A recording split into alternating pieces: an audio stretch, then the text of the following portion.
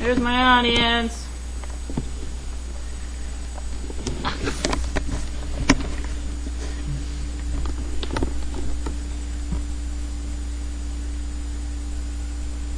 If slaughterhouses had glass walls, everybody would be a vegetarian.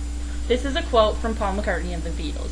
He has been a strict vegetarian for 21 years, and he is joined by many other recognizable names, such as Benjamin Franklin, Susan B. Anthony, Albert Einstein, and George Bernard Shaw.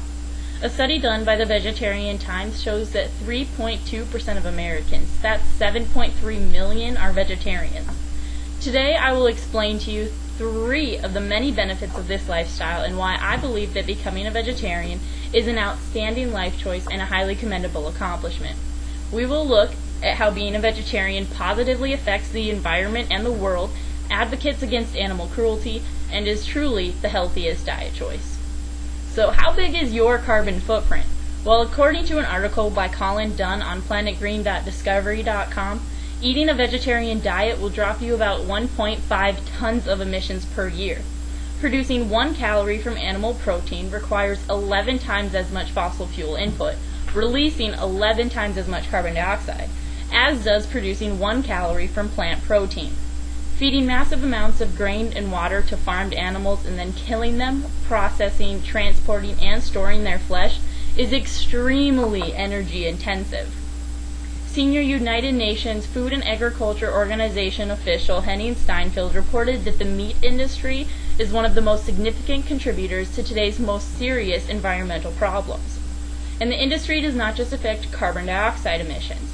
The billions of chickens, turkeys, pigs, and cows who are crammed into factory farms each year produce huge amounts of methane, both from digestion and from the acres of cesspools filled with feces.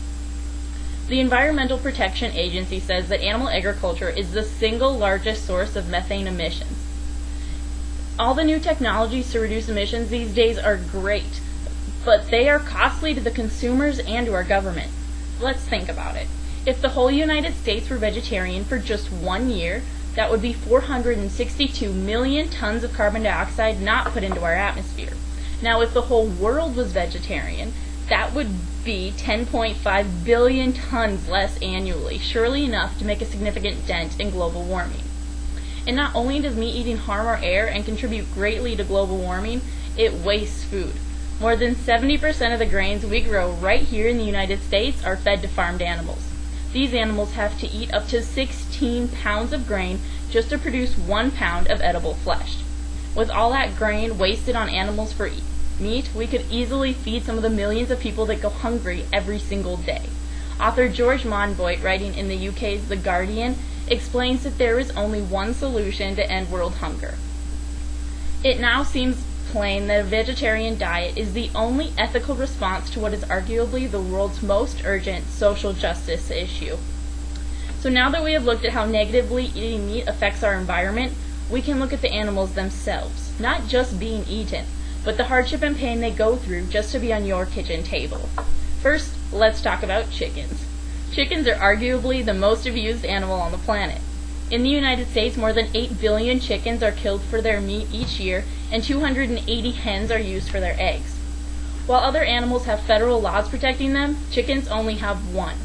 Chickens raised on factory farms often spend their entire lives in confinement, kept in huge sheds with thousands of other birds, where crowding can lead to disease outbreaks. The birds are drugged, force-fed, and beaten. Many become crippled under their own weight as a result of the tremendous amount of hormones that they are given. According to Feedstuffs, a meat industry magazine, broiler chickens now grow so rapidly that the heart and lungs are not developed enough to support their own body, resulting in congestive heart failure. The terrified chickens are put into shackles upside down and dragged through an electrified water bath to paralyze them, not render them unconscious. They can flap their wings and avoid the net cutter, resulting in many birds being dunked into the scalding hot water completely conscious. In the United States, more than 42 million cows die for the meat and dairy industries every year. Once they have grown big enough, they are separated from their calves until they are sent to the feedlots where they are repeatedly impregnated and separated from their calves until their bodies give up, and then they are sent to slaughter. They are transported hundreds of miles in all weather extremes, usually without food or water. The ones who survive this grueling trip to the slaughter are shot in the head, hung up by one leg, and skinned and gutted. Some cows remain fully conscious throughout this entire process. In an interview with the Washington Post, Raymond Moreno, a longtime slaughterhouse worker, says they blink. They make noises, the head moves and the eyes are wide open and looking around. They die piece by piece. I have just mentioned the cruelty that cows and chickens go through, but keep in mind a lot of the same procedures and methods are used on other factory farm animals, such as turkeys, pigs, and ducks. So maybe you're thinking about eating organic or free-range meat. They aren't treated cruelly, right? Wrong. Animals raised for organic and free-range meat have lives that are just as tragic. They are still beaten and slaughtered using the same methods. If an animal gets sick, it is not given the antibiotics it needs, forcing it to suffer, just so that the farmer can label it organic. By not eating that hamburger for your next meal, you're saving the life of a cow who would otherwise be separated from its mother at a young age, raised for death, and then slaughtered cruelly. Changing your eating habits from fatty, high-cholesterol meat to an array of fruits and vegetables is the best way to ensure a lifetime of good health. Vegetarian-friendly foods provide us with all the nutrients we need, minus the saturated fat, cholesterol, and contaminants that are found in meat products. Plant-based diets help protect us from many diseases, heart problems, and forms of cancer. The American Dietetic Association states that vegetarians enjoy a lower risk from heart disease, lower blood cholesterol levels, lower blood pressure, lower rates of hypertension and type 2 diabetes, lower body mass indexes, as well as lower overall cancer rates. Vegetarians have a stronger immune system than meat eaters, making them, on average, live 10 years longer. In another study, lifelong vegetarians had a 24% lower incidence of coronary heart disease compared to meat eaters. In a vegetarian diet, dry beans, soy, and lentils take the place of meat and fish as major sources of protein. According to Vegetarian Nutrition Info, soy protein lowers blood cholesterol levels, decreases the risk of blood clots, and diminishes bone loss.